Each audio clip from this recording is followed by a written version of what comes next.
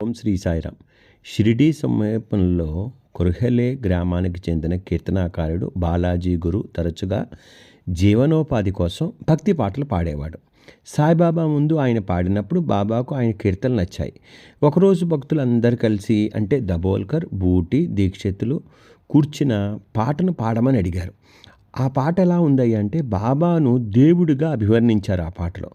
బాబా కోపంగా తనను దేవుడిగా ఎందుకు చిత్రీకరిస్తున్నాడని ప్రశ్నించి ఆ పాటను మళ్ళీ తన ముందు పాడవద్దని గురువుని హెచ్చరించాడు. మరుసటి రోజు గురువు అయిష్టంగా ఉన్నప్పటికీ మళ్ళీ ఈ భక్తులందరూ కలిసి అదే పాట పాడమని బాలాజీ గురువును ఒత్తిడి చేశారు. అతడు అలా చేసినప్పుడు బాబా కోపంతో ఎగిరి అతన్ని రాయితో వెంబడించి షిరిడీలో పాతి పెడతానని బెదిరించారు. భయపడి గురువు దీక్షిత్ వాడలో దాక్కున్నాడు. కానీ బాబా దీక్షిత్ను వాడ నుంచి బయటికి తీసుకురావాలని ఆదేశించాడు. చివరికి గురువు బాబా పాదాలపై పడి క్షమాపణ కోరుతూ మళ్ళీ ఆ పాటను ఎప్పుడూ పాడనని హామీ ఇచ్చారు. బాబా కోపం కరిగిపోయింది వెంటనే.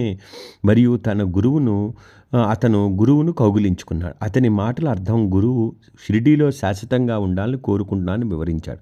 అప్పటి నుంచి బాలాజీ గురు షిరిడీలోనే ఉండి రోజుకు 3 సార్లు బాబా ముందు పాడుతూ ఉన్నాడు. బాబా యొక్క సృష్టమైన కోపం వాస్తవానికి గురువు యొక్క చెడు కర్మలను తొలగించి షిరిడీలో అతనికి శాశ్వతమైన స్థానాన్ని కల్పించే మార్గం. నైతికత బాబా చర్యలు కఠినంగా ఉన్నప్పటికీ అతని భక్తుల అంత్యం నుంచి కోసమే ఉద్దేశించబడ్డాయి. వారి కర్మలను తొలగించి వారి యొక్క ఆశీర్వాదాలు ఇవ్వడం కోసం ఈ కథ సారాంశం.